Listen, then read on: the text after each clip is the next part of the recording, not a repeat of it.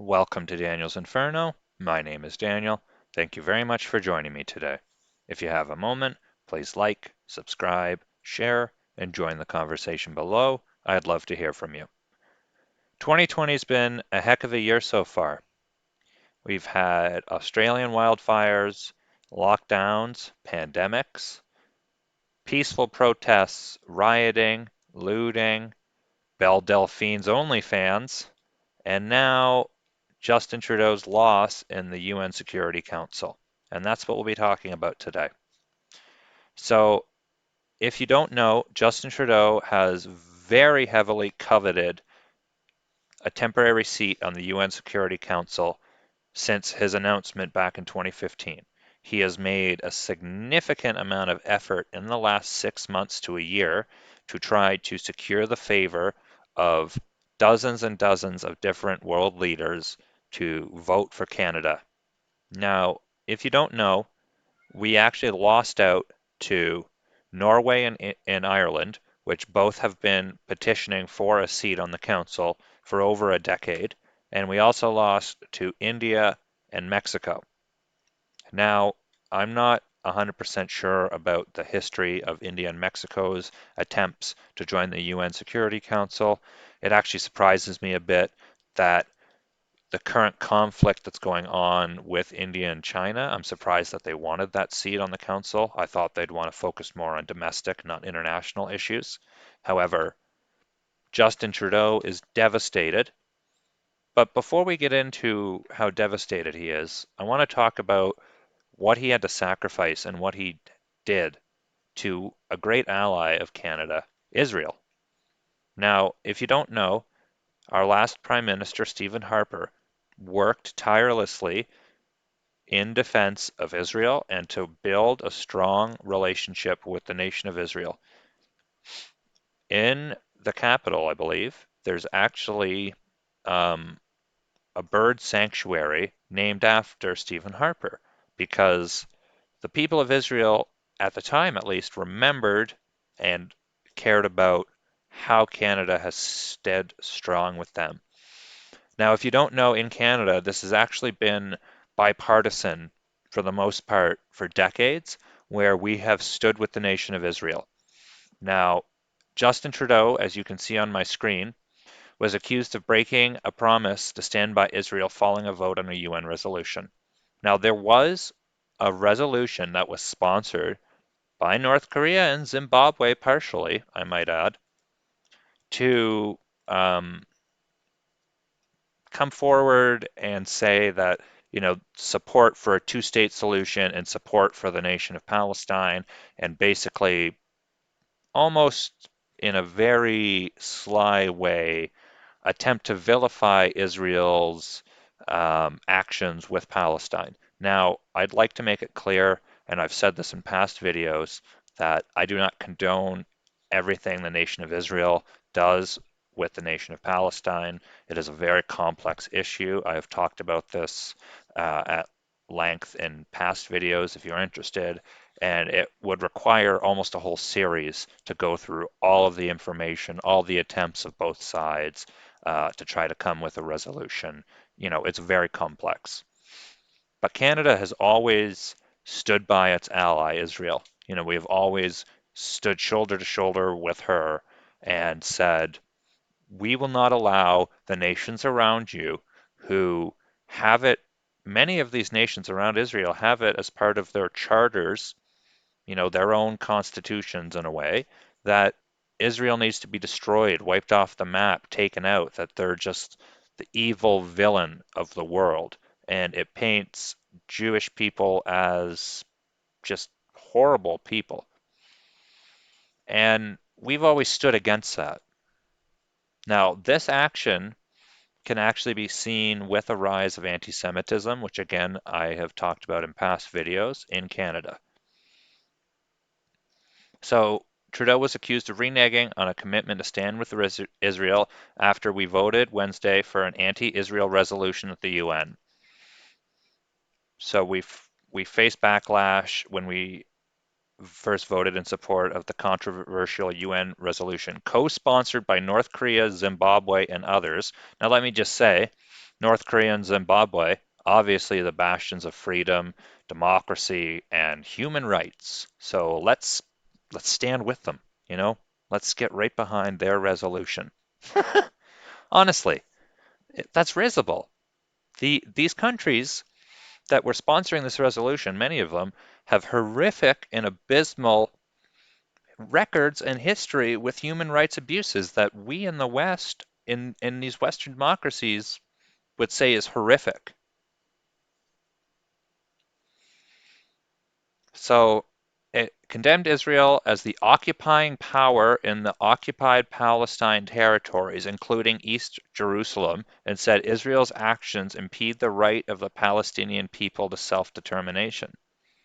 Now, there's obviously a bit of truth, excuse me, with the self-determination part. However, Israel's actions are always, in my mind, provoked by the other side, and the Palestinian people have not come out strongly enough against terrorist actions, people like Hamas. You know, Hamas in Palestine is both a terrorist organization and has a political wing. So, and the Palestinian Authority, which is the governing authority of the area, often don't strongly condemn what they do. You know, they hide in schools, they hide in hospitals, they place their weapons caches in these sites, and they'll attack Israel. Israel has a wonderful anti-missile defense system called the Iron Dome, so often it's just neutralized. But then they'll retaliate, saying, "You attack us, and we're going to take out those weapons that you attacked us." But that will often mean going after a hospital or going after people. And it's a tough choice, it really is. But the people need to say, "What the hell are you doing? Get the hell out of our building." Or the Palestinian Authority need to ask Israel, "Hey, we need your help. Come help us deal with this terrorism, this domestic threat that often is the instigator for negative actions towards you. Please come help us get rid of this so we can peacefully coincide, we can come to a two-state solution that both sides are happy with, but the terrorism, the attacks, it needs to stop." And again, it's often not denounced hard enough, loudly enough, or strong enough. And Justin Trudeau supporting this, I mean, it really spits in the face of Israel after our bipartisan support for them. So speaking at a menorah lighting on Parliament Hill, I understand that many of you were alarmed by this decision. The government felt that it was important to reiterate its commitment to a two-state solution for two-people solution at a time when its prospects appear increasingly under threat. So why couldn't we have just made a statement of our own? Why did we have to come forward and sponsor or come, get behind a bill co-sponsored by North Korea and Zimbabwe? That, I mean, he's trying to come out like a moral authority here by saying that, he stands for a two-state and two-people solution, which everyone does. I've never heard anyone say, "Oh, F the Palestinian people, they don't deserve their right to live." Never once have I heard that, ever in my life. Because people generally don't think like that. There might be a small minority of people that do, a very small fraction, but I mean, that's like the KKK in America. There's what, 5, 10,000 active members? Ooh, scary. They've got such threat. And I'm not saying that they shouldn't be dealt with at least, but they're often made out to be a bigger issue than it is. And again, I feel like Justin could have just come out and said, we stand with Israel.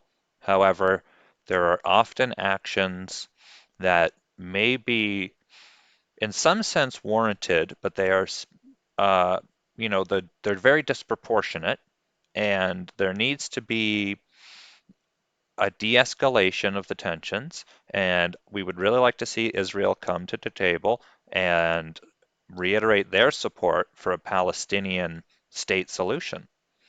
But again, that's often tied to things like denouncing the terrorism. going after the terrorists and the people going after Israel, which isn't too much to ask, in my opinion. But we live in a world where things like Aunt Jemima, Elmer Fudd, it, you know, these things aren't okay. Paw Patrol, not okay. So why would I assume or even think that Justin Trudeau was capable of being tactful in this situation? That's too much. So now that we know a little bit behind what Justin has had to sacrifice for this UN bid, and we know he lost.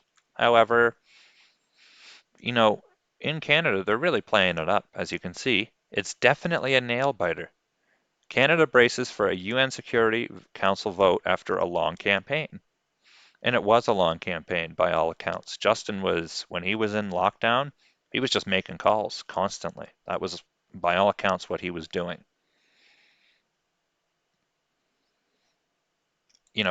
Justin really placed a lot of importance on this, even though Canada's involvement internationally has dwindled significantly in the last 2 decades. I remember back in the late 90s, early 2000s, Canada was actually known as a very strong peacekeeping force in the world. We had a very strong presence, and that was something that we were very proud of. And somewhere along the way, we lost that, whether it was during the recession of '08, whether it was just Stephen Harper's, you know, eventually dwindling capabilities in the seat that he held. I'm not sure. But Justin Trudeau really acted like we still held that reputation when we don't. And Justin tried to buy his way onto the Security Council. He tried to denounce the right people. He tried to virtue signal the right way. He tried to promise aid here and there to the right countries. And in the end, for me at least, it feels like kind of a divine justice. Retribution was served. And I mean, this is really going to be a big blow both to Justin's credibility here in Canada and to his own ego because he really wanted that seat. I cannot tell you. There was that glint in his eye when he talked about it. He was gunning for it. And don't get me wrong, we were close, but not close enough. And close often you know, isn't good enough. And just so we can, as you can see, we lost our seat we lost the vote, just to give you a bit of an idea of, the numbers. Let's see where I can find them here. So as I said, we lost to Norway and Ireland on the first ballot. It was a second consecutive defeat in a bid for the seat. The defeat of the Liberal government followed the loss by the former Conservative government in 2010. Prior to both of those, Canada had won 6 times in a row, roughly each decade since the creation of the UN. This must act as a wake-up call to the Liberal government and a message to Canadians. Canada is not doing enough, said Jack Harris, the NDP's foreign affairs critic. I mean, that really is a matter of perception, whether we're doing enough or not.